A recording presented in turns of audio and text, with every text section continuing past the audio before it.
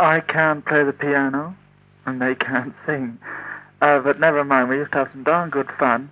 And then, of course, there was always that rehearsal, which was also very amusing. John Whitney had a very, very peculiar sense of humor. He hated everybody, but still, we used to love it.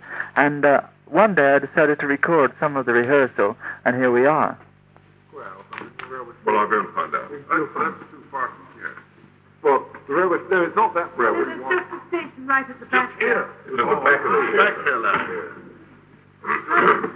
Can you lift up and walk with that? We walked the back of the theatre. It's very easy one. Of the station, isn't it? We went round there to try and get in. Hey, come on back. That audience mic is very high. Put the audience mic up a bit higher, eh? I see. Higher. Well, Under the balcony. Then we'll have a whip. Under the circle. And take it straight out. Okay. Right, come in. Quiet, please. Swap, please. Right, Bob, I can leave it with you. Yeah. Okay. Right here in Dundee, usual reaction there. Where are we going to take them? I'll find them. You'll find them, let you know. But play to a good reaction there, won't you? What else? When you get there, we want you to take up your position by the side of the pavement and sit tight without attracting any notice. Now, if you can be very still, someone, sooner or later, is bound to post a letter. And that's just what we're interested in, because the moment the letter is posted in your box, then Pye Limited of Cambridge will be posting something to you. A magnificent Pye, 13 channels crunch. How do you like the idea, Mr. Miller? Good. Fine. Because the moment the letter is put into your box, we want you to come back to the theatre with it, and we'll give you that magnificent prize. But remember, you must be very careful to see that you don't attract the crowd, or nobody will post the letter. So if someone comes up to you and starts getting curious, just whisper, "Go away, I want to be alone." Through the opening in your pillow. I think that sentence comes out. I mean, the rest of the sentence comes out. Yes, agreed. Yes, go away, I want to be alone. Now, here's a card. What's it say? Go away, I want to be alone. That doesn't sound like, what's the woman always did that? Here's a card, but make it sound much more mysterious and slightly sexual. Go away, I want to be alone. Well, all right. That's your idea. Very tired. Fine. I better say, just in case you forget it, I'm posting. Here's a card with it. Yes, I think Mary should be. Look, we want you to pretend that you're a kind of secret agent. Go away. I want to be alone. Try that.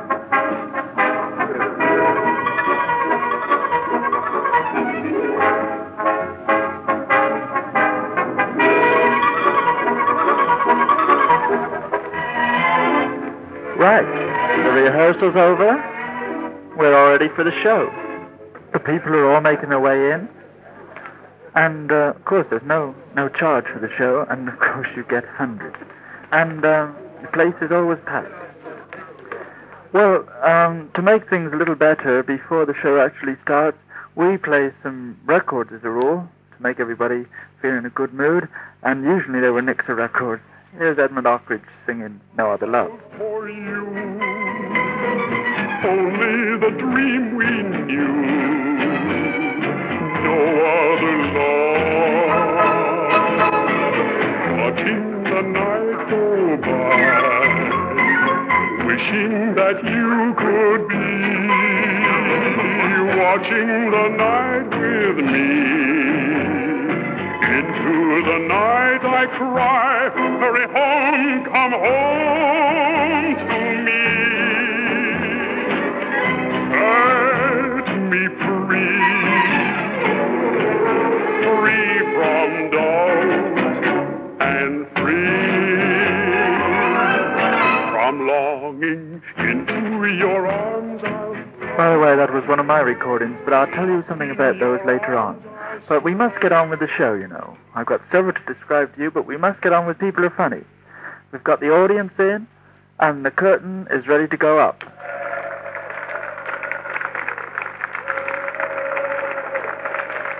Now, very shortly now, we're going to start with the show proper. We're going to start recording. But first of all, I think we should recognize the people who are up in the recording booth up there.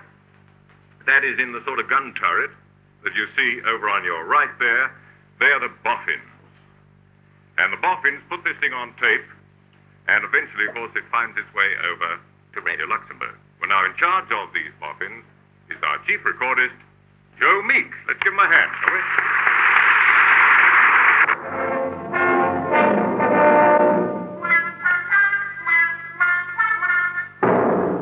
Oh, yes, I was very, very proud of the little plugs I got from Bob Danvers Walker.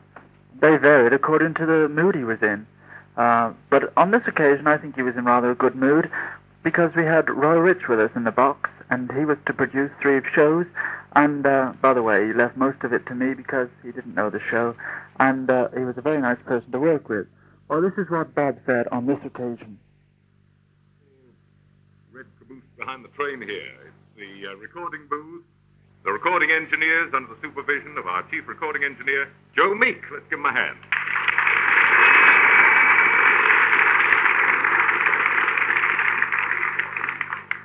Overall supervision, production, and direction in the hands of our producer, Mr. John Whitney.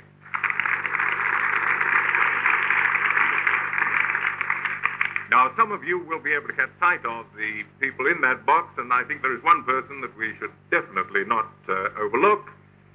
He's down here as a visiting celebrity, and indeed he will be in charge of production for the next 3 in this series.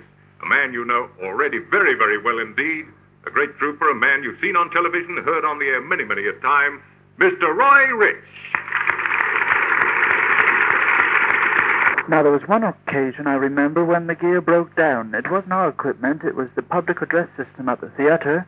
I think it was Dundee, and the equipment broke down. And so I rushed round to the back, first of all putting on some music. I think it was Larry Cross himself singing.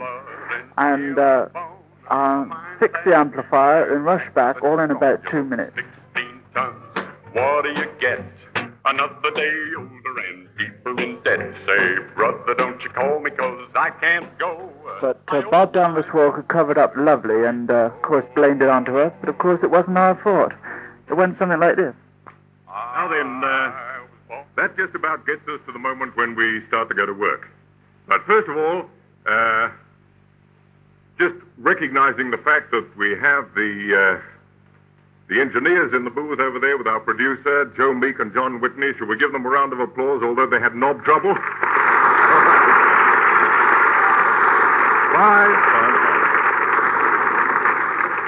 Right, we'll wait for them, and then we go to work with this program, 108 in the series. But first of all, you have to be, in a sense, drilled in the matter of where to bring that wonderful applause of yours in, because there are moments when we want to get plenty of laughter, plenty of applause, and so on. And we have one member of the script writing team with us who's acting as stage director.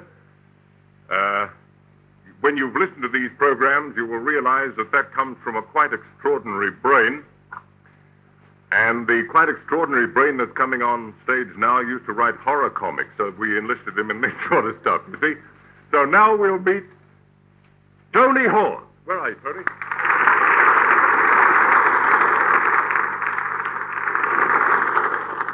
Ladies and gentlemen, that was Bob Danvers Walker